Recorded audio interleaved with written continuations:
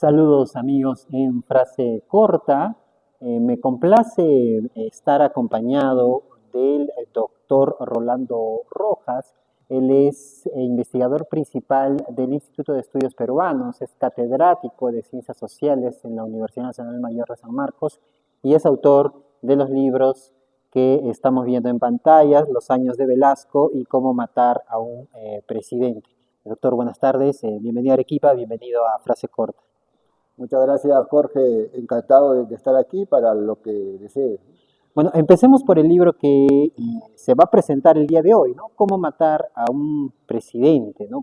¿Cuál fue la idea semilla de este libro, ¿no? ¿Qué va a poder encontrar el lector? Bueno, este libro aborda tres asesinatos célebres: el de Bernardo Monteagudo, que fue un ministro de San Martín durante 1921, 1821 y 1822; el asesinato de Manuel Pardo, cuando ya había dejado de ser presidente, era un expresidente y estaba a cargo de la presidencia del Senado; y el tercer caso es el de Luis M. Sánchez Cerro, presidente en funciones, quien fue asesinado en 1933 en lo que ahora es el Campo de Marte de Lima y antiguamente era el hipódromo de Santa Beatriz. Lo que hago en este libro es básicamente una historia política a partir de estos tres casos, de estos tres célebres magnicidios, y reconstruir un poco las disputas por el poder, las transformaciones políticas, los actores en pugna de esos momentos.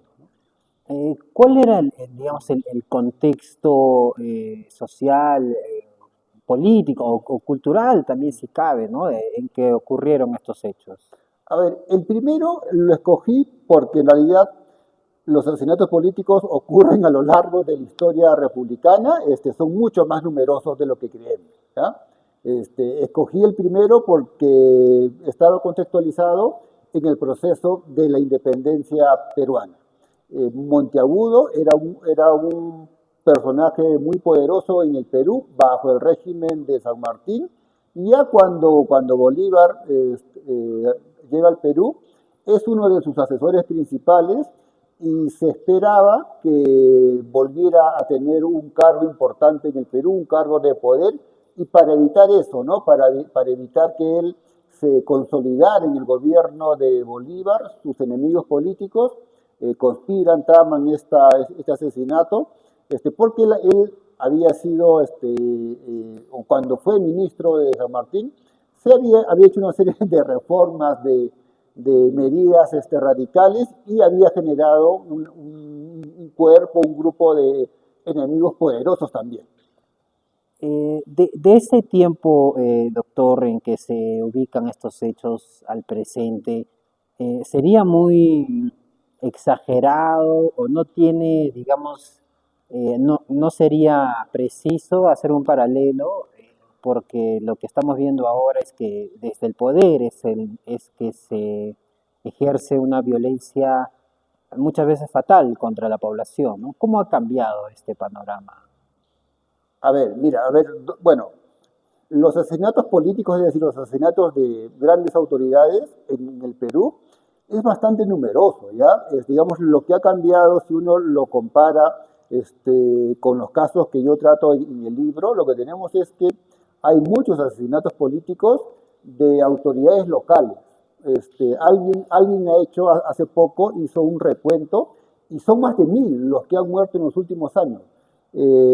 Alcaldes, concejales, miembros, consejeros del gobierno regional, jueces de paz, entre otros, ¿ya? Es decir, los asesinatos en varias regiones, en varios distritos, son muy frecuentes. Ya no de las grandes autoridades, pero sí más bien de autoridades locales, autoridades distritales.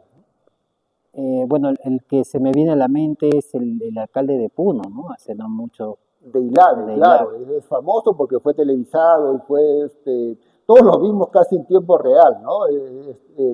Pero como él, digamos, hay otros asesinatos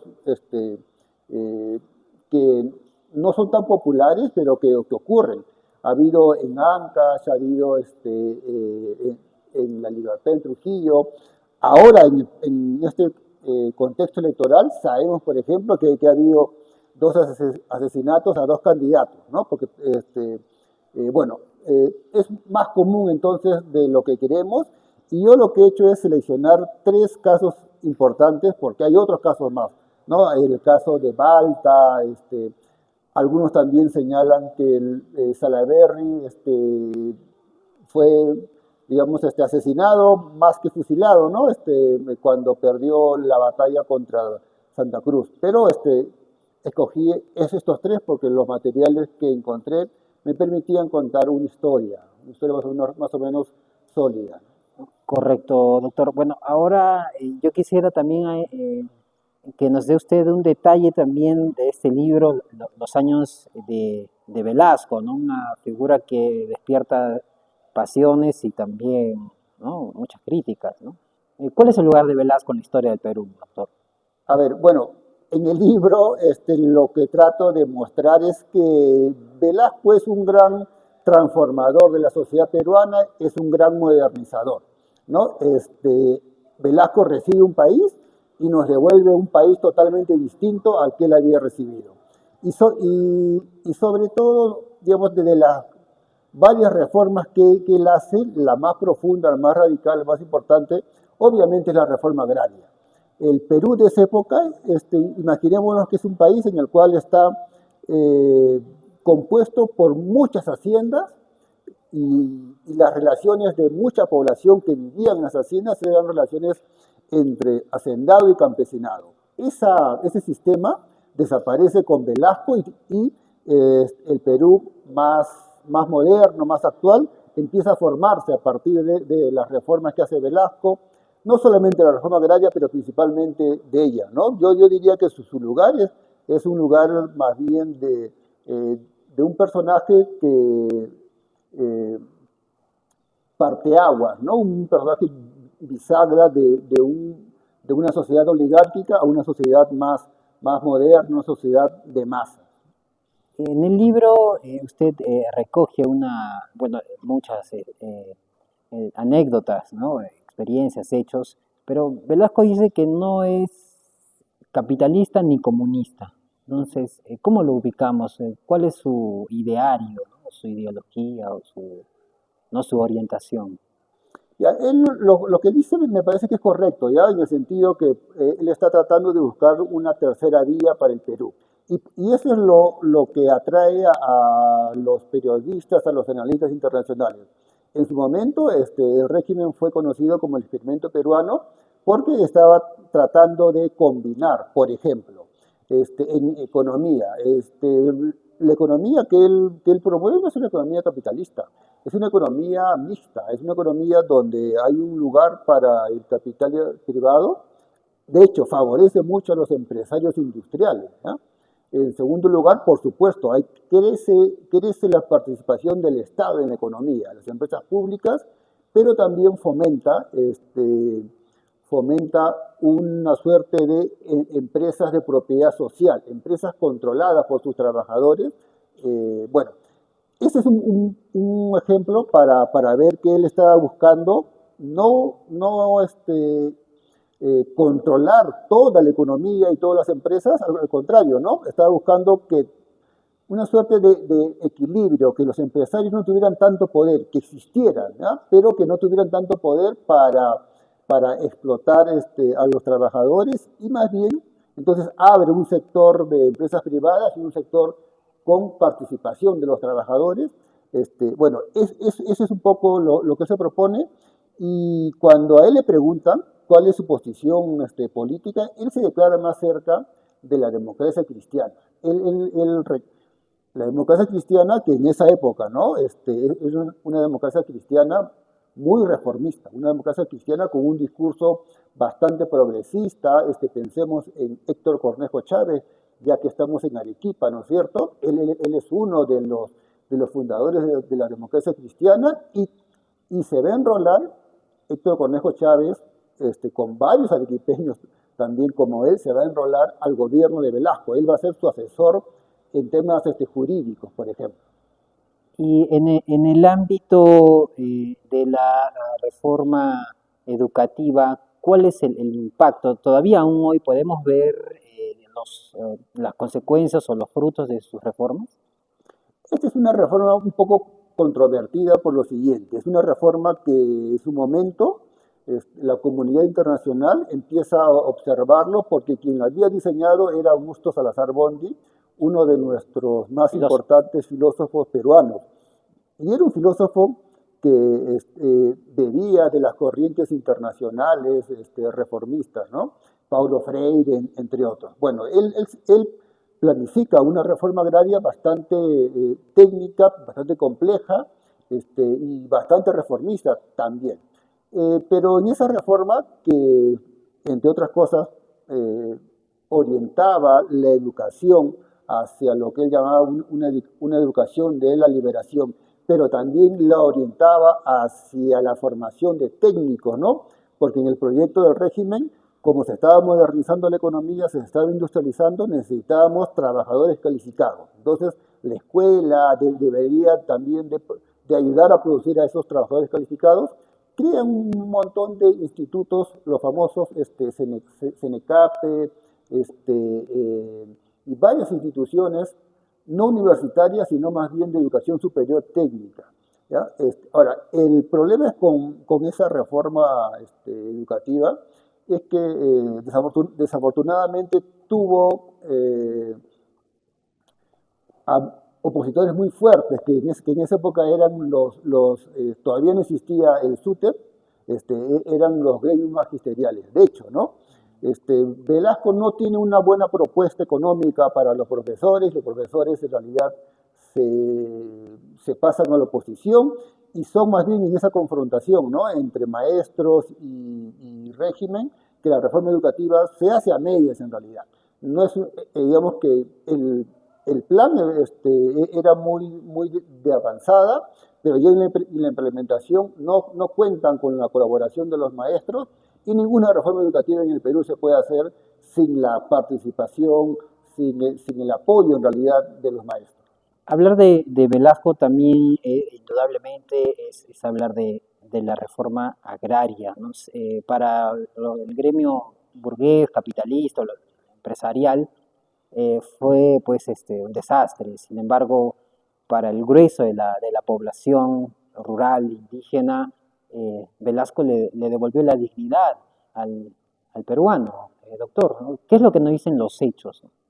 A ver, o sea, hay dos planos para mirar la reforma agraria. Uno es el plano social, ¿no? Velasco, al disolver las haciendas, disuelve también un régimen de abuso y de explotación, y por lo tanto, desde ese punto de vista, más bien tenemos una visión positiva, ¿no? Lo que vamos a tener ya no vamos a ser campesinos pobres, analfabetos, sino más bien campesinos propietarios de sus predios, miembros propietarios accionistas de las cooperativas y que luego van a liberados del régimen de haciendas, van a poder prosperar y también acceder mejor a la educación, porque muchos de los campesinos dentro de las haciendas creaban sus escuelas y los hacendados las destruían, ¿ya? No les convenía que se educaran. Entonces, desde ese punto de vista, la reforma agraria significa un gran avance social para el campesinado, para la población rural. Desde el punto de vista económico, hay una leyenda negra, ¿ya? En el sentido que nosotros tenemos una gran crisis agraria en los años 80, en la década de 1980. Pero cuando uno mira las cifras del crecimiento agrario en los 70, en los años de la reforma agraria, la agricultura no colapsa, la agricultura sigue creciendo, que es un poco menos ya que la época anterior, porque obviamente ya no hay los capitales, hay una serie de conocimiento técnico que se ha perdido, se tiene que recuperar, pero hay crecimiento del agro durante Velasco. Después, en los años 80, sobre todo a fines de los 80, hay una enorme crisis agraria, pero que es una crisis agraria más bien de toda América Latina. Y hay una recesión económica y todas las economías agrarias tienen problemas por la caída de los precios del azúcar, por la caída de los precios del algodón, por las sequías, por la falta de capital, estamos en recesión, no hay créditos para América Latina y por lo tanto ahí viene la crisis. Pero en esos momentos, digamos, estadísticamente, la economía es una economía buena, es una economía que está creciendo. Sería justo decir que gracias a Velasco las universidades públicas comenzaron a llenarse de los hijos de los obreros, doctor. En realidad ese es un proceso que antecede, ¿no? Velasco tampoco lo ha hecho todo, ¿ya? En la década de los 50, en en todas las universidades, en San Marcos, en Cusco, aquí en Arequipa, en todas, empiezan a masificarse por la propia acción de la población, por los propios esfuerzos de la población, por arraigar en las ciudades, por enviar a sus hijos a la escuela, luego a la universidad. Y ese es un fenómeno que más bien antecede a Velasco, tal vez con Velasco que es un poco más, pero es algo que es antes de Velasco y es posterior a Velasco. Eh, Aún ahora sería prácticamente impensable que los grandes medios tradicionales proyecten documentales o series en quechua o aymara, doctor. Sin embargo, ya durante la última etapa del gobierno de Velasco esto se hizo. Sí, a ver, mire, es una cosa un poco compleja porque Velasco, o sea, los militares no tenían un discurso indigenista, ¿ya? Pero al momento pero eran nacionalistas, y, y ellos tenían más bien una suerte de identidad criolla, tenían un discurso criollo popular. Pero cuando empiezan a, a gobernar, comienzan a